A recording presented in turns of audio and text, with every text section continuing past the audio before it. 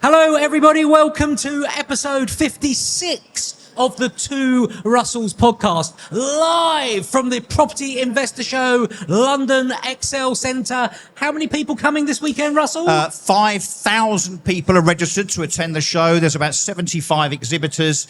Talk about pearls of wisdom. This is where it's at if you want property intel and to tap into literally hundreds of years of experience. And I don't just mean John and Russell Jervis. I think you've been rude there. Oh, well, before we introduce our today's guest, let's look back, Russell, as we always do on episode 55. A whale of a character, Simon Whale. What did you think of that? I was disappointed that he was so well behaved. We know he has a reputation, Simon Whale, for being a bit of a clown. Yep. It turns out he's quite sensible and knowledgeable when it comes to the world of property and in particular prop tech. Yep. I was quite surprised. I think he did himself a world of favours, don't you think? I really enjoyed it. Feedback's been incredible, as always, on the Two Russells podcast. So let's get straight on to today's guest and introduce you to a property developer, an investor who has flipped or owned and turned 4,500 properties. So those of you that are here today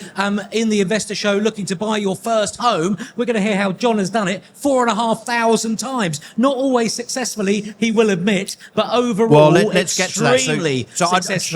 Welcome to the Two Russells. Welcome to the Property Investor Show. Not your first time. You're a bit of a veteran. Not my first rodeo. Veteran. So let's talk about John Howard. Who is John Howard? And let me ask you this. Where did it all go so right? Well, it didn't always go right, of course.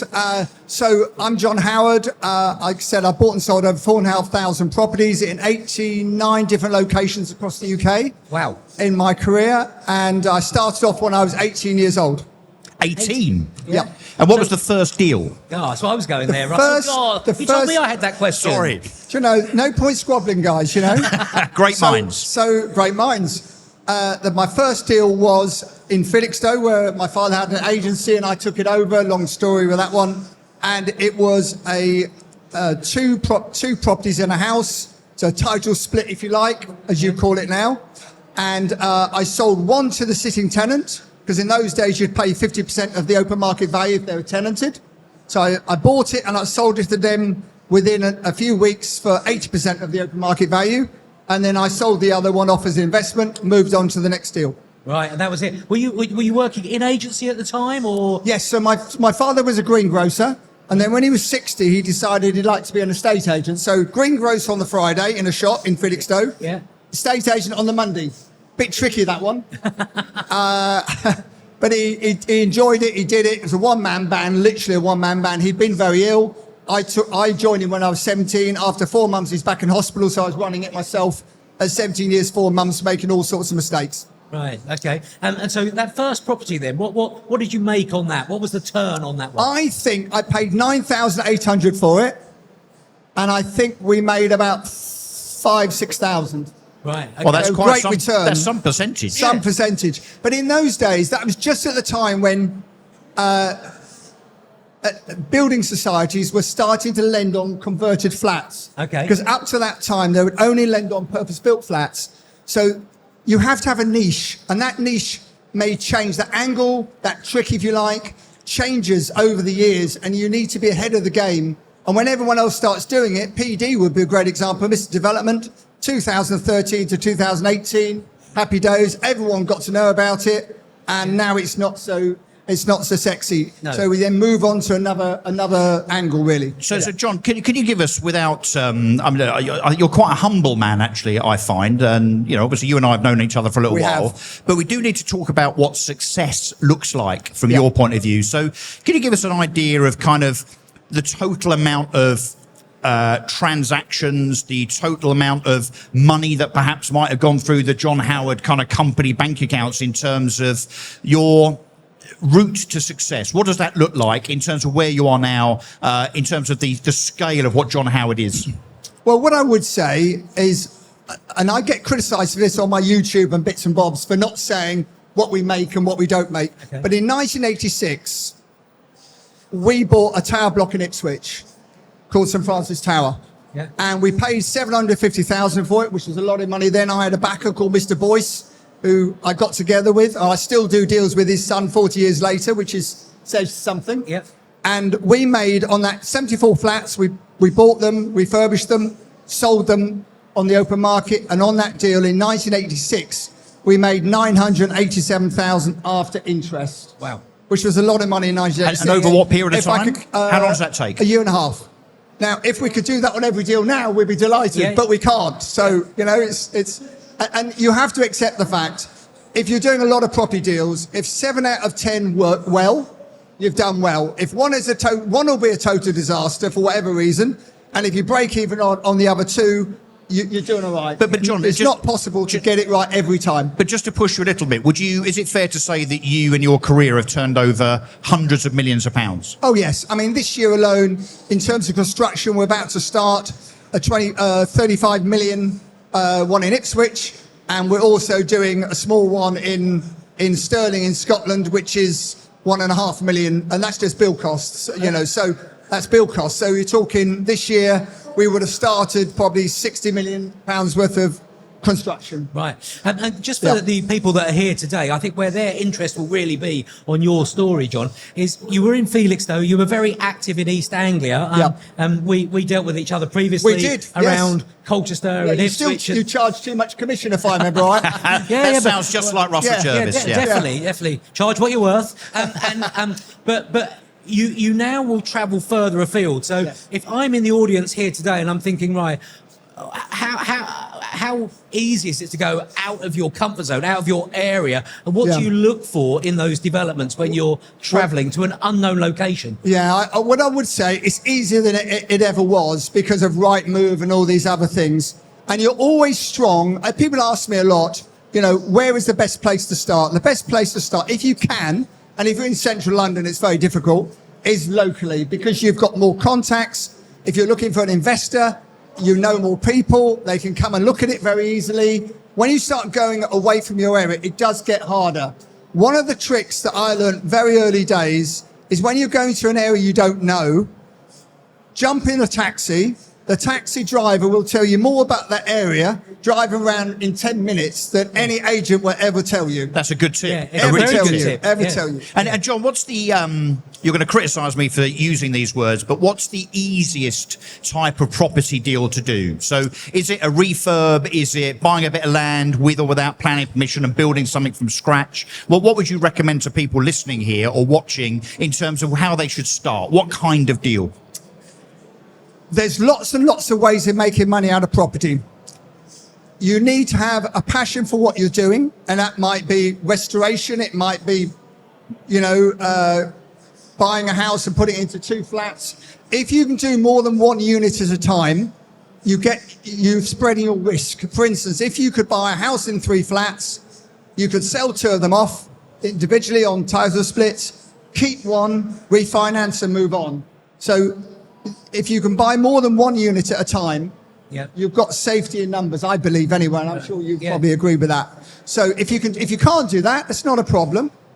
The simplest thing is to buy a property, have a light refurbishment if you can get away with it, and sell it on. And the people I was talking to just as they were entering into the investor show earlier, a lot of first-time investors here today. Yes. And if I look at it where you are now, John, I imagine deals come to you, whereas as a first-time investor, you need to make yourself known to those estate agents. So is that a big bag of cash, or how do you make yourself known to estate agents, or find off-market opportunities? I mean, Russell, since you and I started, of course you're a lot older than me, aren't you? Years older. Yeah. I just got a good surgeon. Yeah. I'm delighted to be the youngest one on the panel. Funny enough, I'm mentoring a plastic surgeon at the moment. Okay. So if you want a discount going forward, I can probably help there. Look at this tan. Come on. Exactly. You don't need one. So what I would say is, it's all about who you know. It's all about connections. It's all about meeting people, and I love meeting people. So and networking, would you say? Networking. So property clubs are brilliant. So all the places events like this in the evening, events like this are great. If you know an estate, if you can get in with your local estate agent, there'll be someone there that you connect with. Go and buy them a coffee. Get to know them. And I actually still go and look at the odd property, not because I want to buy that property, but because I want to get to know that person. Yeah. And so, have you got time for a coffee? We're going to have a coffee, sit down. My wife says to me, she rings me during the day. How dare Can't she? be done with it. How dare she? Well, I'm working. And she said, I can hear the clink of China. Where are you? Not in Costa again, are you? Yeah. And I spend a lot of time sitting down talking, and all the rest of it. Make your network your net worth, isn't it? Is Yeah, that what they something say? like it's that. true. Yeah, they're all these. Yeah. John, you're still of tender years. I mean, you're Yes. still in your 40s, of course. Yes, I wish. Somehow, though, you've had a 40-year-long career. 45 years. 45 years, and you're still 40. I mean, Yes. work that out. Any Amazing. mathematicians? Amazing. Any mathematician in the audience? Yeah. Let me ask you this. What still drives you? Because you've obviously got a few quid. You do okay. Why do you keep going? Well, what happened was about 6-7 years ago, I wrote a book, and that sort of snowballed into doing some property TV work and so on. And actually, my main business partner retired after 33 years. He said he had enough of me. And I thought, know the feeling, what by am the I way. going to do? I've got two daughters who are keen to get into property. So they pushed me, really. And I've probably got a bit too much on. We've got 10 planning applications on across the UK at the moment, which is probably a bit much for us. But I really enjoy this type of events. I enjoy meeting people and all the rest. I speak quite a lot at different events as well. So I really enjoy that side of things. And I've got a new lease of life in many ways. And I'm happy to carry on. My two daughters, I think, won't want to do the sort of deals I do, which is fine.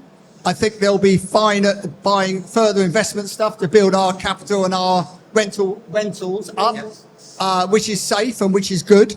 And by the way, never get bullied into doing one particular type of property because you think you've got to, because some property educators told you that's what you've got to do. Make your own mind up. There's many, many ways of making money out of property. Lots and lots of ways. Just pick one that you enjoy. Let's talk about funding because costs are going up and stamp duty rises. So where would you advise people to start on funding? There's lots of funders around here today, but what would you look for in a funding structure? What would your advice be? Well, in the old days, we'd use the clearing banks. Now we all have to use these bridges or shadow banks, as they're called quite often. The big you've got to, I think, appreciate with these guys and girls is that they are ruthless, okay? They're at the sharp end of the lending spectrum. However, if you can pick a bridger, and I can always advise you who I think you should go to if you want. And all Do you want to name a couple that you think are worthy of recommendation? If I'm allowed to, I think... we can do with some sponsorship. Roma... There might be future sponsors. Yeah. Roma Finance are very good, and I work a lot with Scott Marshall. He's actually on the Property Elevator show as well. We do sponsors it, which is great. He's been a huge fan of the show and so on. You need to trust the bridger that after 12 months, when you've gone over the time you're meant to pay the money back, they're not going to crucify you with extra interest and everything else. And to do so, you need to get that relationship right in the first place and have that trust and bond between you. And we all go over on time because the planning takes so long to do. We all go over on time, and it's just a case of picking the right person and just research them. There's 500 bridges in the UK you can borrow from, and they all lend you money. Just pick one that you've got trust in, and we do the research and make sure that after 12 months, they're not going to absolutely stitch you up. Yeah. Okay. And of course, there are many here. Yes, just for many balance. here. Yeah, absolutely. Octane Capital, Easy Yes, Money, yeah. Bright Star, Sirius. I mean, there's lots a and lot lots of and them are lots. very good. I tend to do with Roma because that's my personal relationship.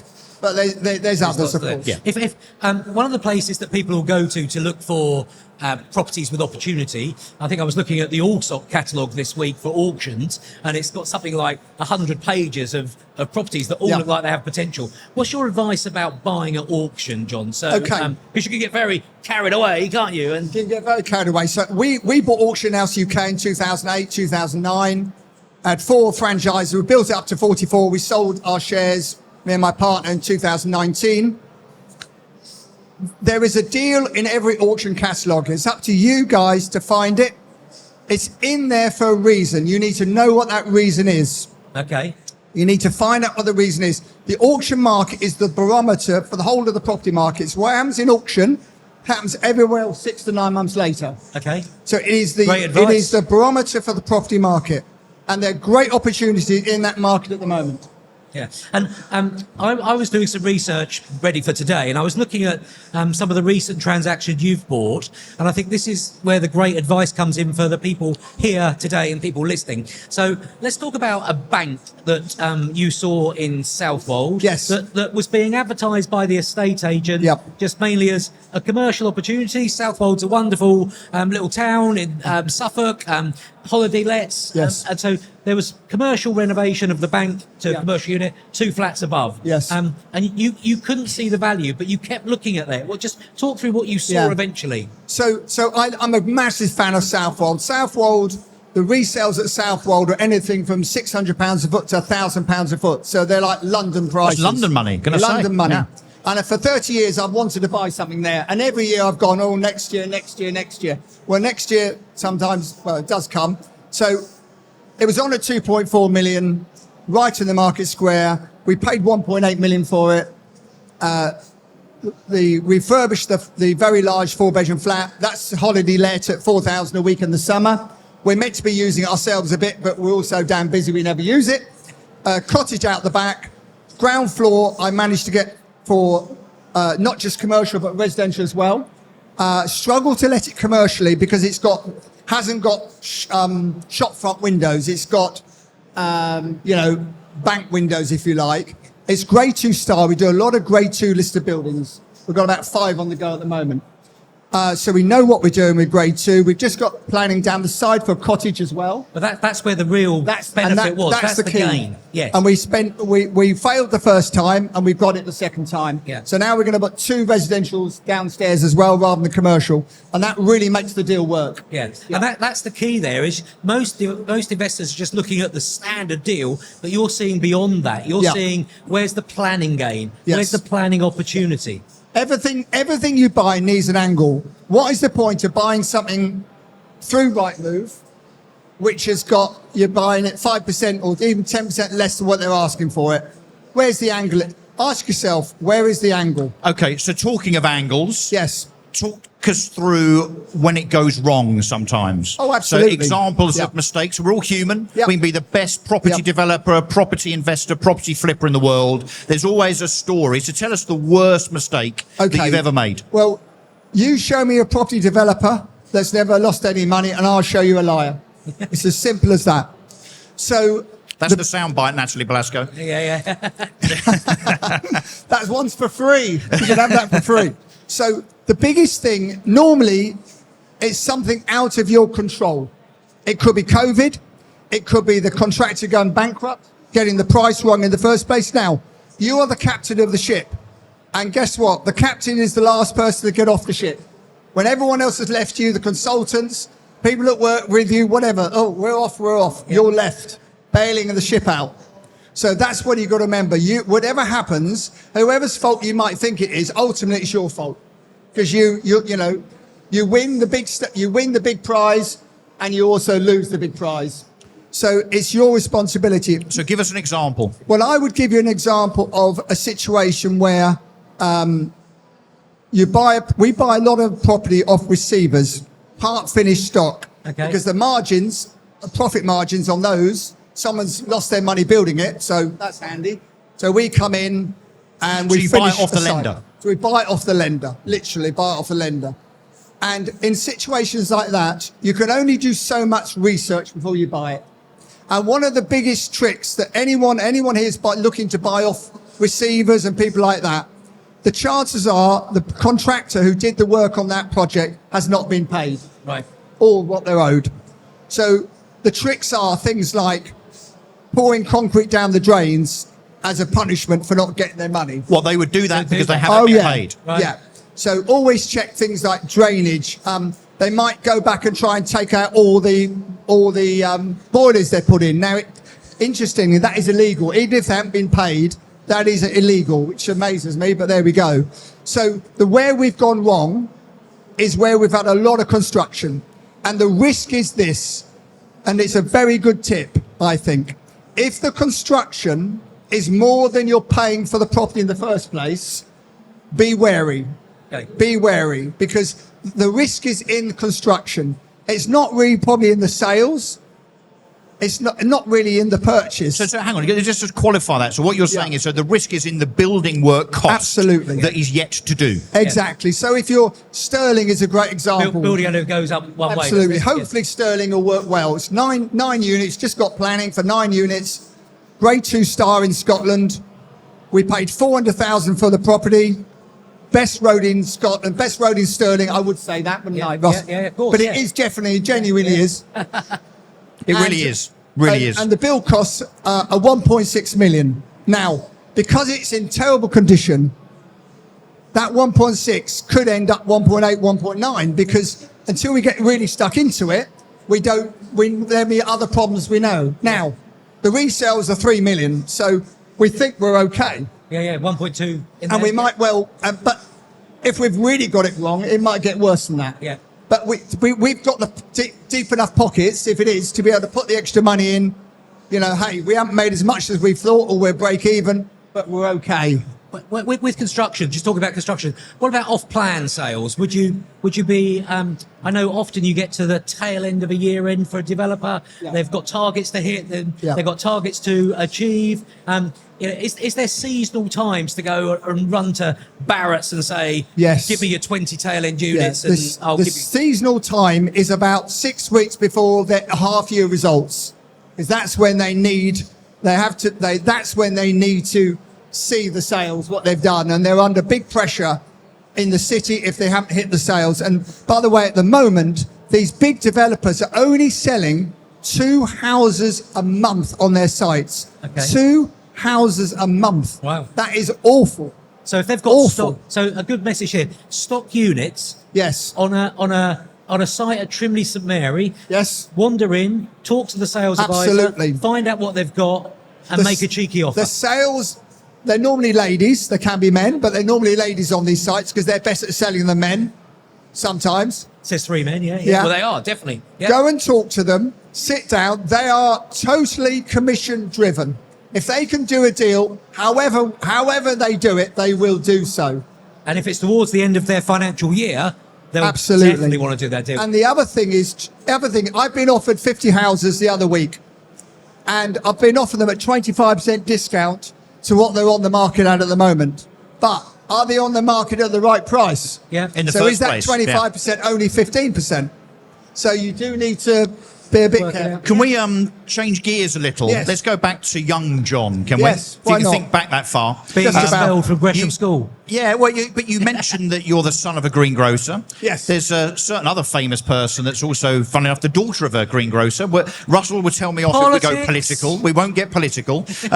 But it makes me ask the question. Your father was obviously a bit of an entrepreneur, so shopkeeper turned estate Yep. agent.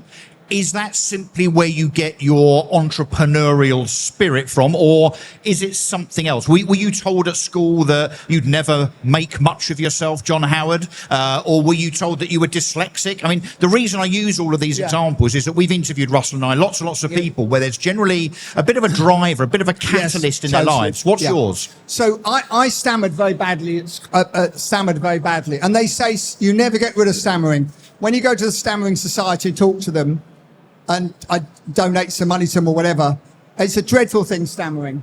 And for adults that stammer, it's really, really bad. But you don't stammer if you rhyme or you sing. Okay. So I believe it's a breathing thing. And I went there, had a meeting with them and all the rest of it. And they said, of course, you're still a stammerer. I said, no, I'm not. They said, yes, you are. You can never get rid of stammering. Well, it's I said, like being an alcoholic, is it? You're always "That's an a load of-" alcoholic, I even if said- you don't drink. I just thought it was a load of nonsense. And if that's what they're teaching people, no wonder people still stammer. So I wasn't very bright at school. We had Jeremy Bamber at school. Of course, he murdered 5 of his family. Yeah. Jeremy What, did. he was one of your classmates. He was in my dormitory at school.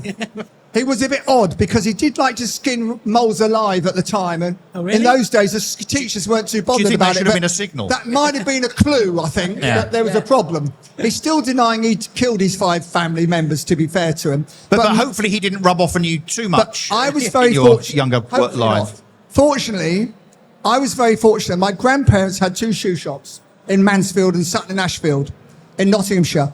And they had 2 boys come in the shop that went to Gresham School in Norfolk.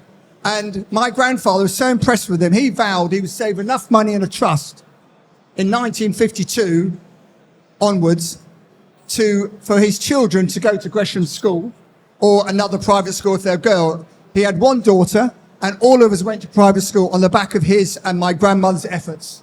Fantastic. And I'm doing the same for my grandchildren. That's when I do a bit of mentorship and so on. I get paid for. I put that into a trust. But do you think your education then was part of? Were you surrounded by the children of other entrepreneurs, and therefore you think it just becomes part of your DNA? Yeah, I think when you sit around the kitchen, the dinner table, the kitchen table, and you hear, we've had a good week, bad week, we're doing this, doing that. I think that rubs off on you. And I used to try and sell, push mowers from the front of the house. My mother was beside herself, Brilliant. and for sale, come and see us, or bikes, or I just did that naturally. But my grandfather, I think, was as much as an influence to me, and they lived next door in the end to us, than my father was. Both, really, I would say. Right. Fantastic. What a fantastic story. I don't know if we've got time for questions, Russell. How are we doing for time? I'm not... I think maybe a couple of tips from John would be good. I mean, look, we've got an auditorium here that has got either current or budding property entrepreneurs in it. So maybe a couple of top tips from John, particularly, as you said, Russell, there's a lot of people here that are starting out. It's their, then maybe they haven't dipped their toe in, so to speak, yet. So a couple of top tips, and then maybe there might be some questions. What I would say, you're only as good as your next deal. So if you've lost money in the last deal, or you made £1 million in the last deal, it's irrelevant. If you made £1 million, you're very vulnerable because you think you walk on water. The next deal's likely to go wrong because you're so cocky. You don't need to take advice, and so on and so on and so on. But if you've lost money in the last deal, do not worry about it. It's done. Learn from that. Move on. Get whatever your money you can back quickly. Don't harbour it and try and keep it for 10 years to hide the problem. Cash it in. You've got to keep moving. If you're static, you get shot. You need to keep the money moving. Do you always buy in a limited company, John? Yes, always. Ever since I was 18, I've always bought in limited companies, and I know there's been a lot of problems with certain, and I won't mention them, but advisory firms about LLB partnerships and all this. Talk to a good accountant. Yes. You need good people around you to give you the right advice, VAT advice, tax advice, and all the rest of it. And of course, many of those people will be here. A lot of them are here. Absolutely. Is another thing to consider the potential tendency for someone doing it for the first time to kind of kid themselves as to how the numbers look. So in other words, you see a deal and you go, I can make that work. The most common thing I find is that people come to me with a deal, and we do some joint ventures and fun things now and again as well. And they say, this is the deal. And I say, well, it's not good enough. It's got a 15% return or something. And they go, well, it's got to be good enough. I said, no, it's not good enough. But have the confidence to go and find another one. They tend to hang on to that deal because that's the only one they think they can find. But the point is, they've made the numbers work so that they can do the deal. Absolutely. And that is the wrong way to do it. And you should be able to analyse the deal in 5 minutes, because all you need to know is the square footage. If you know the square footage, you know what the build costs will be. If you're converting, it's £150 a foot. If it's new build, it's £200 a foot. If it needs completely doing. Okay, once you know that, and you know what you can sell it for, then you work out what you can pay for it. That's a 5-minute job. If it works on paper like that, then look at it in more detail. But don't spend 5 hours doing the most beautiful presentation. We have this on Property Elevator. People come on Property Elevator on Amazon Prime. They come on with a deal that we bid on or not. And it's the most beautiful, piece of work. But all I'm looking at is the bottom figure. It doesn't work. But there seems to be a tendency, I think, from people that I talk to that are getting into property development for the first time, where they see an opportunity at 500,000, and they think they're going to spend 250,000 on it, and they think, well, I reckon I can sell that for £1 million. I'm going to make 250 grand. What you should be doing is starting the other way around, which is to say, what is the build out true, the value of this at the end, less the cost.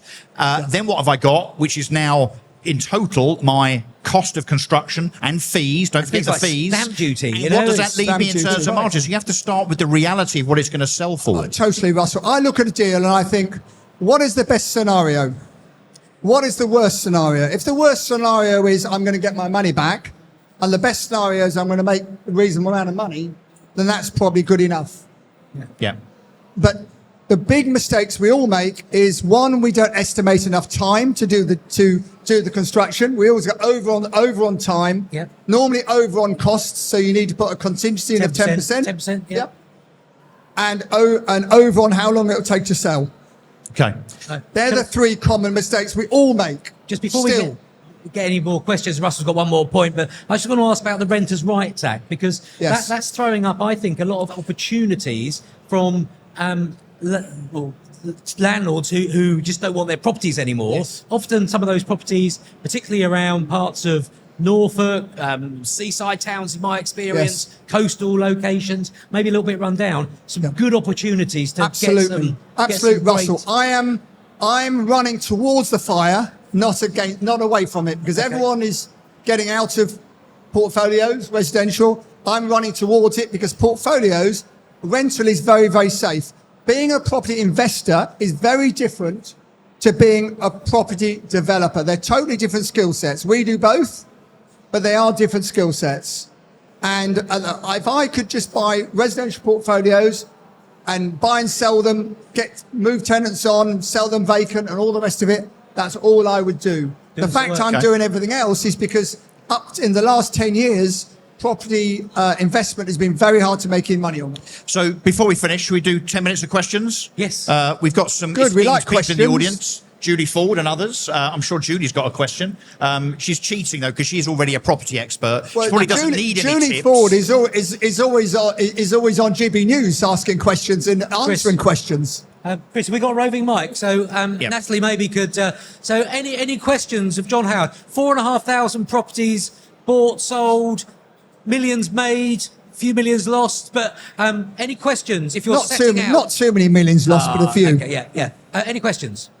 Hello, John. Hello, can you hear me? Yes. Hello. Yeah. Is there a percentage profit at the end that you will walk away from? As in, you're talking about how much you kind of like potentially get at the end of it. Saying, is it 15? Is it 25%? Whatever it is. That's a very good idea. We try and work on 35% net profit over 18 months. That's what we try and work on. And of course, you could have a deal that looks fantastic, but it's going to take you 4 years to do. In which case, that's not very good. Or you can have a deal that's going to take you 9 months and you make 20%, which looks much better. So it's not always the big golden prize you're looking at. Sometimes it's a good, steady deal that is safer and better to do. Okay, good benchmark. Thank Great you, John. question, thank you. Thanks for the question. Julie? This will be good. Go on, Julie. Bit of a curveball question, John. Yes. So, with social media pretty much playing everything in our lives at the moment, and it's an instant world, do you find new, younger property investors come in with a different mindset of wanting it now, rather than wanting to actually work through a project in good time? Totally. So, in my day, and these 2 days, people started off in a state agency. None of us had any qualifications. Russell's got some. No, I've got 2 O-levels. Does that count? Well done. Yeah. I got 3. I did well. So we never did A levels. We never went to university. We started off in a state agency. That was our apprenticeship. Now you're getting very bright people coming into the industry, and it is an industry. Remember, it's not a hobby. It's an industry. They're coming into the industry. They're very bright. They're bringing skills from other life skills from other businesses, which is brilliant. They've had property education, a lot of them. Some good, some bad. That's how it goes. So they are different. They're different to us. I'm a dealer. If I can buy my criticism of my career, and that was the one good question you haven't asked yet, Russell.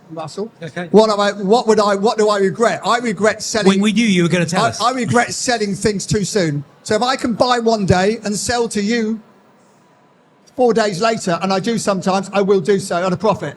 Now, sometimes it means I've got to go and find another deal. You should have held that one. Sometimes I should have held it. Yeah. So knowing when to hold and when need to fold, a bit like that song by country western singer, I can't remember who, is really important. And reading the market. So 2007, 2008, crash. I've survived 3 crashes. We stopped buying in 2006 because the market was too hot. My dog Mabel, as I always say, if her paw was a signature, which it could be now on these nonsense doctor sign things, she would make more money than me between 2006 and 2007.